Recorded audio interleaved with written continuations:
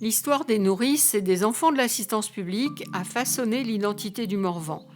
Depuis la fin du XVIIIe siècle, elle a concerné plusieurs dizaines de milliers d'enfants, de femmes, de familles.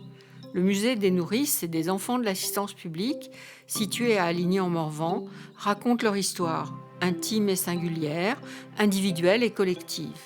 Habillé de blanc, le musée évoque les dentelles des nourrices morvandaises. Ces jeunes femmes parties massivement à Paris pour allaiter les enfants des familles bourgeoises, elles qui étaient réputées pour leur bonne santé et la qualité de leur lait.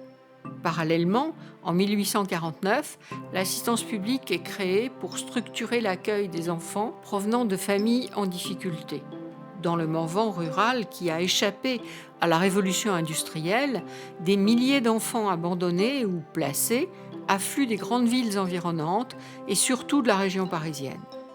Aujourd'hui encore, des traces de cette époque, qui a duré jusque dans les années 70, subsistent dans de nombreuses familles morvandaises. Le musée leur donne la parole par le biais d'installations numériques. Les témoignages sonores, vidéos et photographiques apparaissent au fil de la visite.